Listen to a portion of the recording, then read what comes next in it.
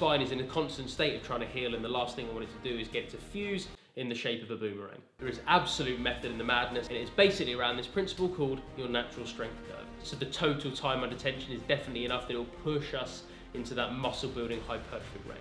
And I just started to go a teeny little bit too Quasimodo for my liking. If you are someone whose pronouns are quad/dominant, then making sure that you are doing the right things to look after the future of your knees is probably the best way you can start a session. If the on-duty fitness manager is calling the authorities because they believe that you've stolen the lower body musculature of an anorexic flamingo.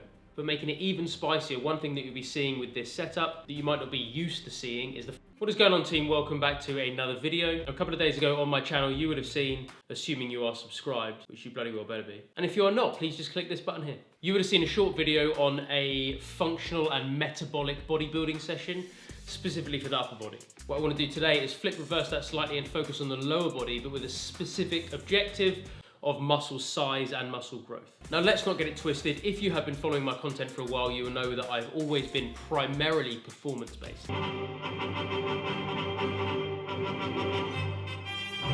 I was a British Royal Marine Commando for 5 years, serving in Iraq and Afghanistan, and I spent 2 years as part of the Team GB bobsleigh team, and have done numerous other ridiculous events and challenges since. So I've needed my body to be able to not only look a certain way, but to be able to perform effectively and efficiently with whatever is being thrown at it. But despite being primarily performance-based over the last 15 years, I would be completely lying if I said I didn't care about physique at all and didn't want big, strong, athletic legs like every other self-respecting man. Because although a big part of my background is sprints and jumps, it doesn't really matter how amazing and impressive the plyometrics that you can do in the gym are if the on-duty fitness manager is calling the authorities because they believe that you've stolen the lower body musculature of an anorexic flamingo.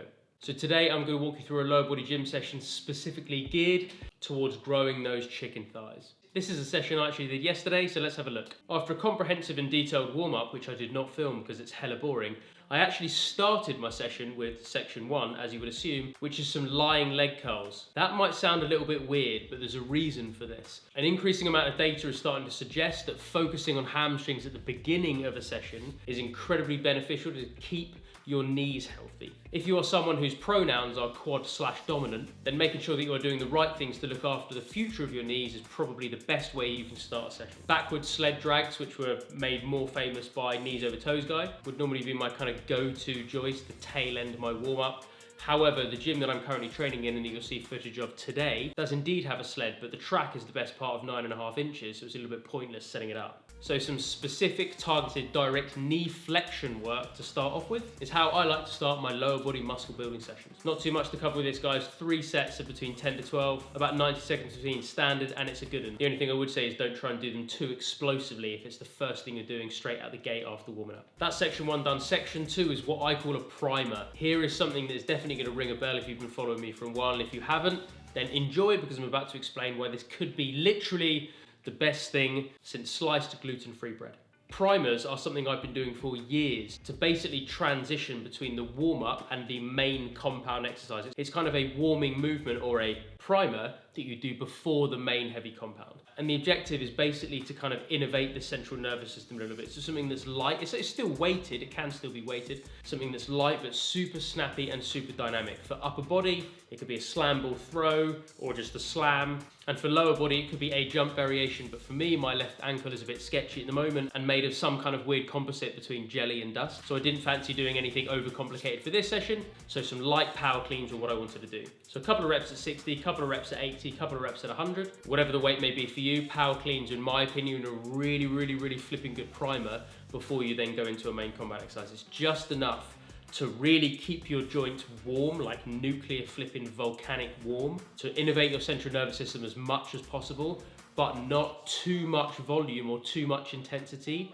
to fatigue you ahead of going into the main compound. It might sound like there's a lot of extra fluff and paraphernalia before we kind of get into the chunky stuff, but after my warm-up, even doing the isolated knee flexion work and the primer, 3 sets of each, guys, all in, you're only looking at 5 to 10 minutes. And trust me, it'll keep your joints healthy and be incredible for your performance and your physique for the rest of the session. So now we move on to section 3, which is the main compound of the day.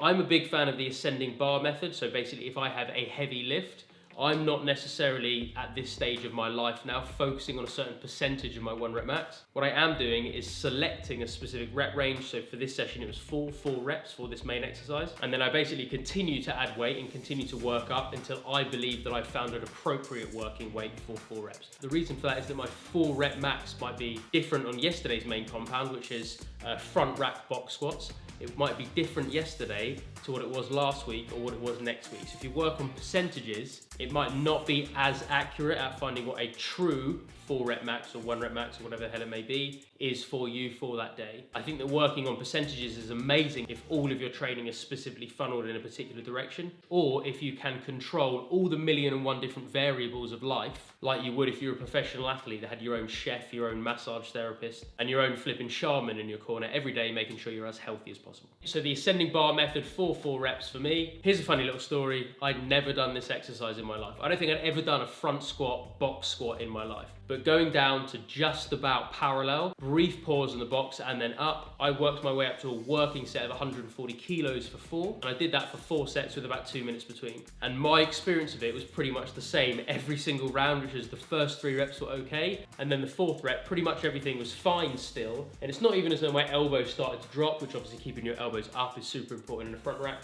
It's just that my shoulders started to come forward and I just started to go a teeny little bit too Quasimodo for my liking, which means I probably could have squeezed that 5th rep or could have gone up to 145 or 150, but my spine is in a constant state of trying to heal, and the last thing I wanted to do is get it to fuse in the shape of a boomerang. But wait, for those of you that are going to say that this is a video that talks about a lower body gym session specifically designed for muscle growth, but in the main compound exercise I'm not going arse to grass, why? Well, there is absolute method in the madness, and it is basically around this principle called your natural strength curve. You're so much flipping stronger at parallel or above in a lower body strength exercise, specifically any kind of squat variation, that if I were to do 4 reps arse to grass, I might have to go down to 120 as an example from 140. I am going to do enough full range work where the hip, the knee and the ankle are at a more acute angle. I'm going to do enough of that later in the session, which I'll walk you through. So what I wanted to do this time was go as heavy as I possibly could at the top end of the range, so as not to sacrifice the total amount of weight on the bar for this particular exercise. So 4 reps, 4 sets of 140 kilos on a front rack, very slight pause box squat.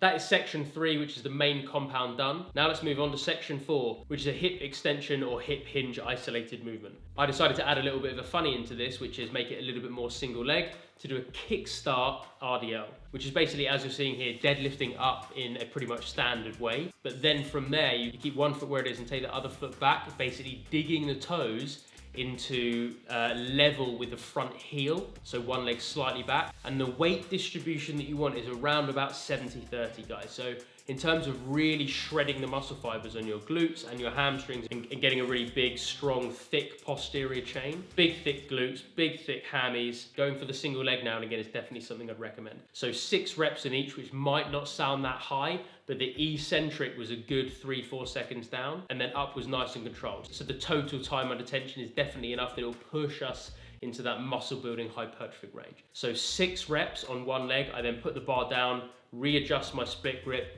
lift up normally again, change leg, so the front leg with 70% of my weight distribution on it is now working 6 reps again. And I would say actually I was only having about 60 seconds between sets here, which means from the time that my right leg is the primary leg to when my right leg is the primary working leg again is probably about 145 to 2 minutes. And again, keeping those rest periods nice and short. Rest period is one of the biggest dictating factors of growth hormone release. So that's what we're looking at for section 4 of this session, guys, which is a hip hinge specific movement. That could be reverse hypers if you are absolutely flipping blessed enough to have a reverse hyper table in your gym. That could be RDLs, it could be banded RDLs, it could be good mornings, it could be 1,000,001 different things. But the kickstart RDL was my exercise choice of the day. And moving on to section 5 into the typically conventional, traditional muscle building mecca of the lower body, which is the leg press. Remember that time a minute ago with the front squat, box squats, when I said I didn't work full range because I'll be doing more of the full range stuff later? Enter the full range stuff. But making it even spicier, one thing that you'll be seeing with this setup that you might not be used to seeing is the fact that I've banded it. So I lanyarded a band to the top of the leg press and then basically pulled the band round, to behind what would be, for lack of a better term, the headboard. So what this does is it works with your natural strength curve that I was speaking about a minute ago. We are still, in every movement, so much stronger at the end range than we are when we're like tucked in a leg press where our flipping kneecaps are kissing our earlobes. So if you're moving a weight on a leg press that you are able to handle in that super tucked, super acute position where you're really tucked up, then you're not really going to be getting much of a strength benefit at the end range. Unless you can hire a couple of Oompa Loompas to stand either side of the leg press and slowly put some 2.5 kilo plates on every 2-3 inches you move the foot plate away, then resistance bands are probably your next best option for working with your natural strength curve. So you've got the total amount of weight with your knees up by your ears in that tucked up position. The resistance band might only be adding about 5 kilos worth of resistance at this stage. But the more you push the foot plate away, the more stretched the band is becoming, therefore the more resistance it's adding. So it might be adding 30 kilos at the end. So basically the movement becomes 25 kilos heavier or 25 kilos harder the closer you get to extension, but that's exactly what we want because we're so much stronger at that end range. 10 to 15 reps of this, guys. I did 4 sets and I only had about 75 seconds between.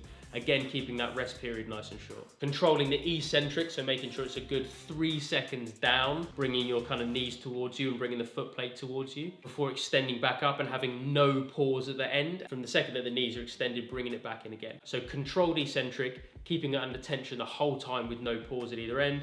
10 to 15 reps is definitely going to be in that hypertrophic window for the time under tension. And with only 75 seconds between, you're going to get a massive growth hormone response. So in terms of the stuff that we need to build muscle, but also keep everything nice and functional and athletic, hopefully you're seeing that we can kind of tick every box here, that we can work towards performance and we can work towards physique and muscle growth as well. Moving on to the 6th and final section of this session.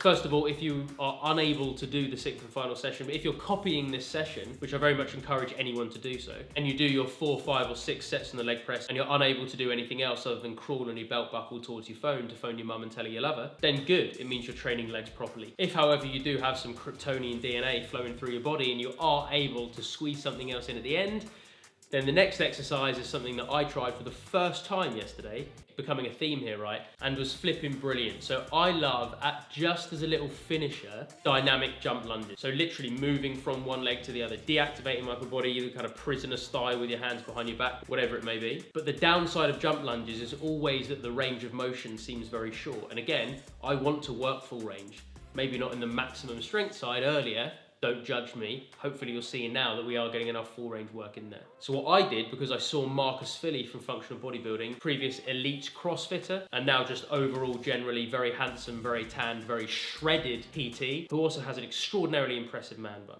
You might not think it's relevant, but it's always relevant. So I saw Marcus Philly doing this the other day, which is basically jump lunges, but deficit or front foot elevated. So I just got a 6-inch and a 3-inch plyo box, put them together. And according to my lengthy calculations on my abacus this morning, that equals 9 inches total.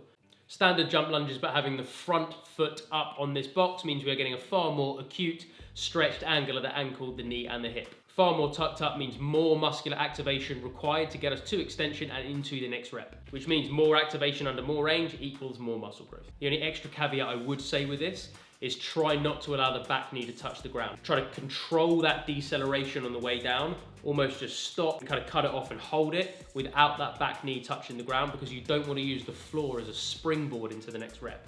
A, it's kind of cheating, and B, it's just going to damage your knees. In classic kind of finisher form, I would do 2 sets completely to failure. So genuinely go to completely failure till you're about to fall over with this. Rest about 90 seconds and then go to failure again on a round 2. And the second round on round 2, I reckon you should be hitting around 50 to 60% of what you hit on round 1. So if you did, as an example, an absolute fucking warrior result for this would be 60 on the first round, so 30 on each leg. And if you get to between 15 and 18 on each leg on round 2 after 90 seconds break, that means that your first set was about right.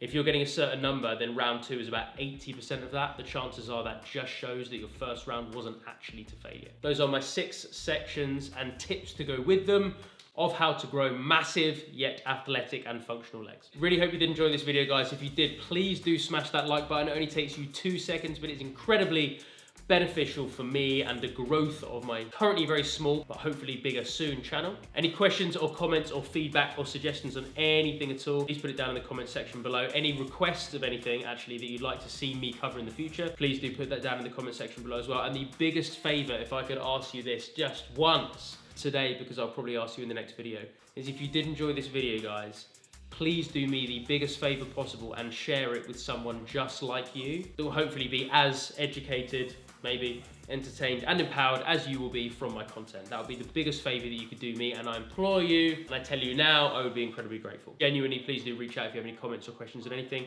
And as always, beautiful people, stay strong, stay healthy, stay awesome, and I'll see you in the next video.